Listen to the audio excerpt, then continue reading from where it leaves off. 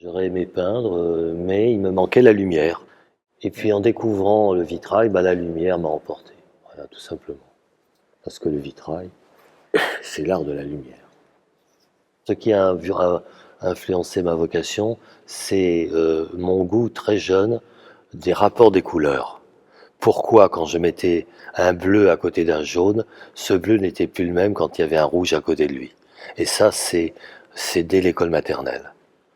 C'est la base de ma vocation.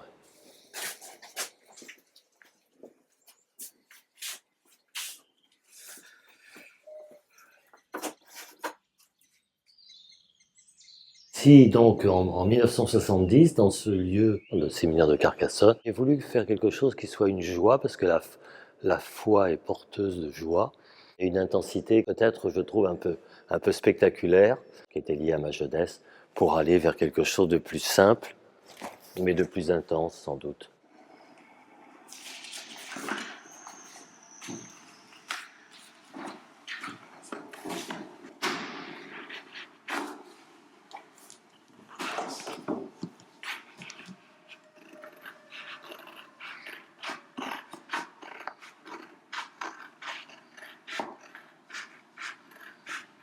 Voilà les mesures, des recherches de graphisme.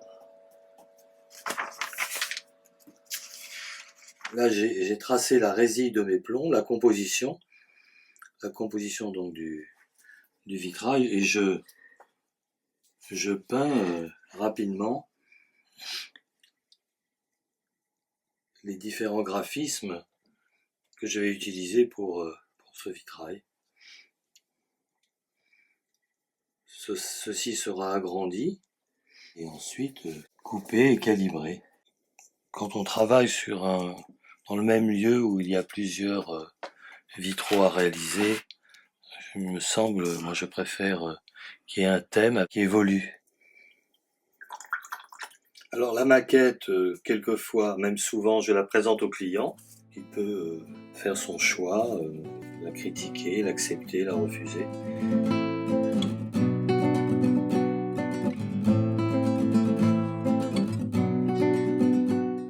Là, je vais faire filer le verre.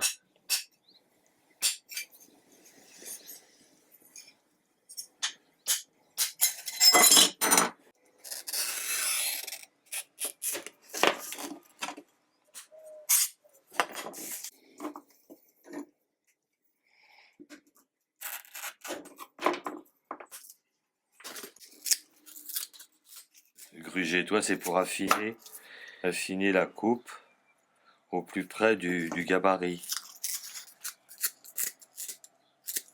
Et je vérifie que c'est très important que la coupe soit précise, parce que ensuite au montage, eh bien, il faut que les pièces s'emboîtent bien. J'ai agrandi ma maquette. Là, tu retrouves ce jaune, tu le retrouves là. J'ai fait le tracé. Ensuite, j'ai fait le calque. J'ai découpé mes calibres et là, je les retrouve, je les ai numérotés. Il y a le calque et le calibre. J'ai fait le découpage avec le ciseau à double lame. À double lame parce que le plomb a une âme, un cœur. Il faut en tenir compte. Il faut enlever l'âme du plomb pour que la pièce soit exactement aux mesures. C'est un puzzle, hein, il faut... Ça, c'est le... Voici. Voilà. Les attaques. Et ça va donner une vibration je recherche parce que je trouve que c'est une façon d'exprimer justement ce qui est cette transcendance qui est difficile à obtenir quand la lumière ne joue pas sur les couleurs.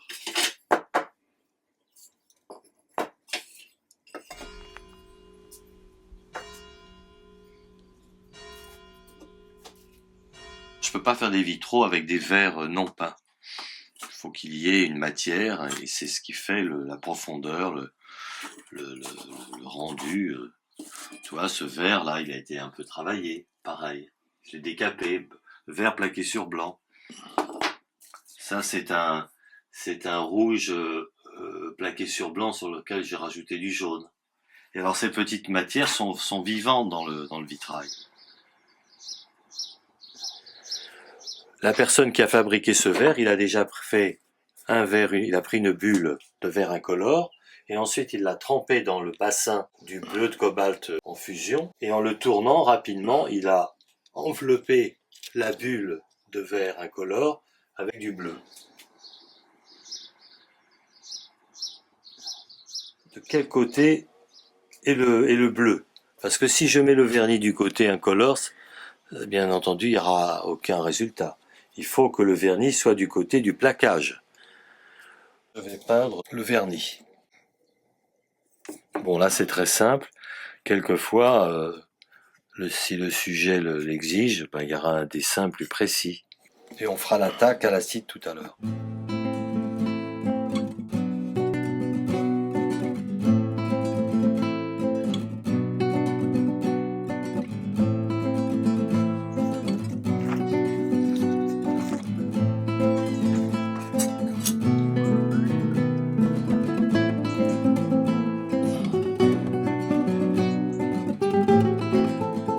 Celui-là est plus sombre, donc il prendra plus de temps.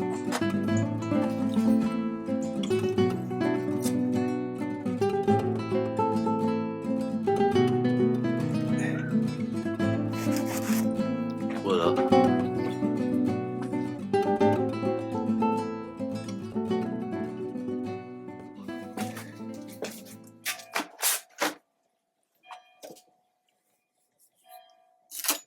Voilà les attaques qui ont été provoquées par l'acide sur ce verre bleu plaqué sur blanc. Tu vois le blanc à l'intérieur? Tu le vois là dans la tranche?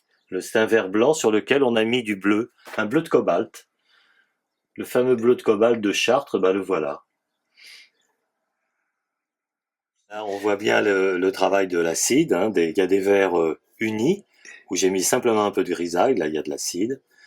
Voilà, là c'est un jaune d'argent sur un vert jaune un peu verdâtre. Là, on a un violet plaqué sur blanc. Ici, un graphisme figuratif. Ce sont des verres que je prépare et que je recoupe. Voilà ma grisaille. C'est de l'oxyde de fer, finement broyé. Je vais ajouter de la gomme arabique qui permet à la grisaille d'être un peu plus liante. Et c'est cette grisaille qui a besoin d'être vitrifiée à 700 degrés, un peu plus, pour se fixer au verre et être indélébile.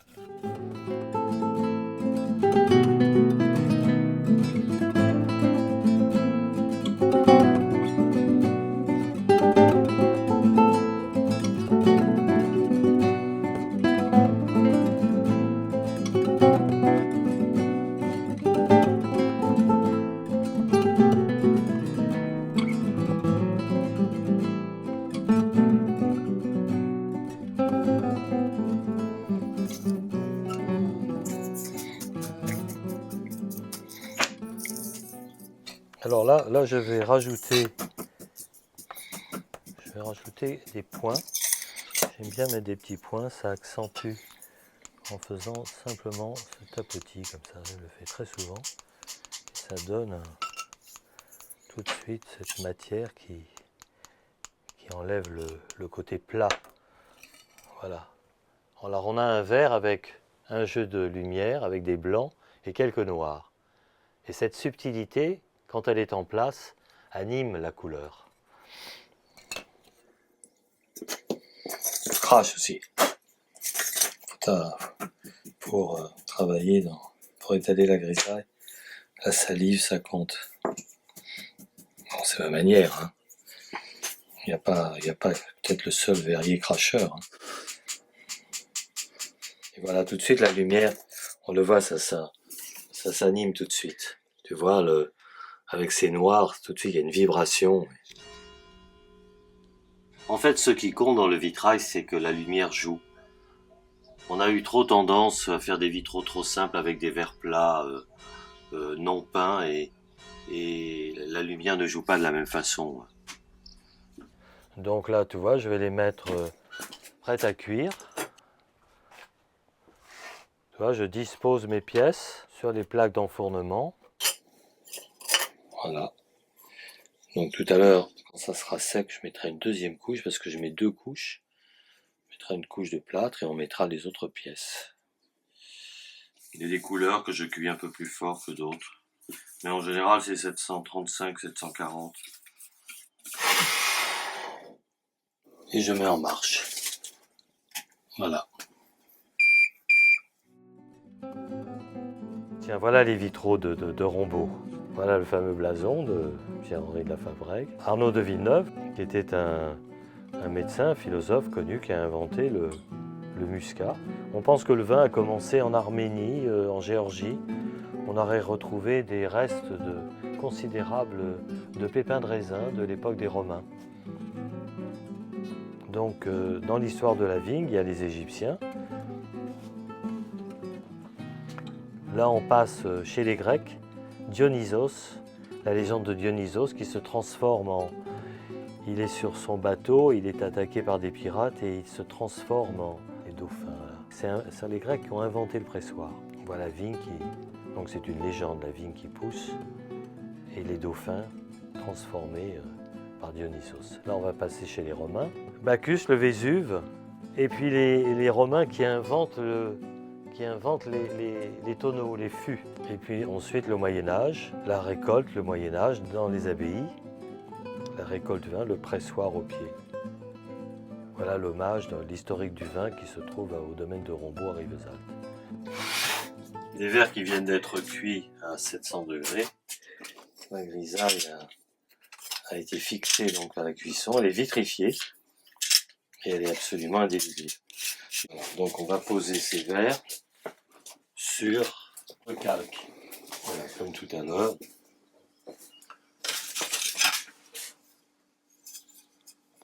Ce panneau là, il est prêt à être mis en plomb. Il est prêt à être mis en plomb parce que toutes les pièces sont peintes.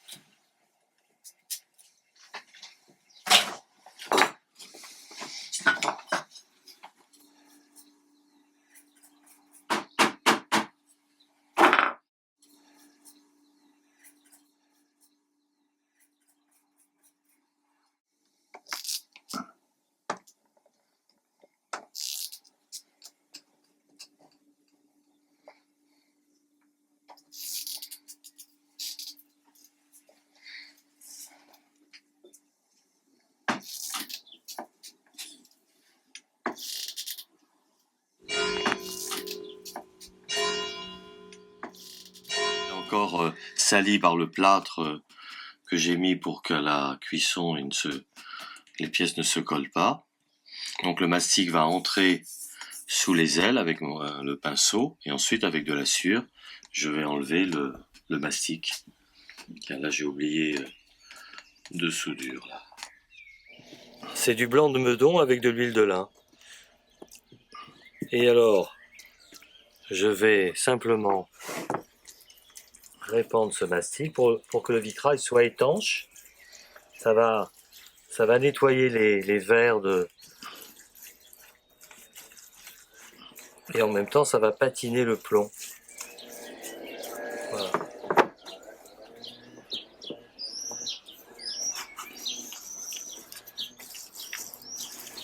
Le masticage se fait ainsi. C'est une méthode qui n'a pas changé depuis le Moyen-Âge.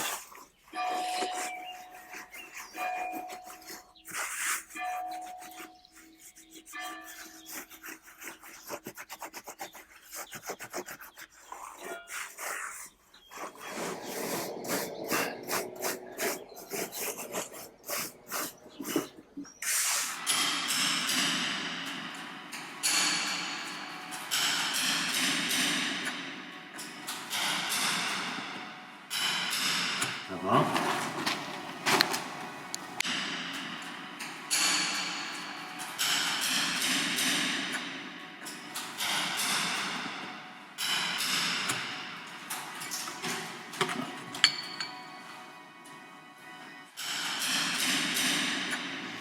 Essayer de faire il tient de la vergette. On appelle ça des attaches de vergette. Ça permet aux vitraux de rester bien raides, tu vois. Moi j'utilise des vergettes en plomb et je les soude. On met une petite goutte d'étain et on le pose en chauffant le plomb, on pose la tache qui se soude sur le plomb.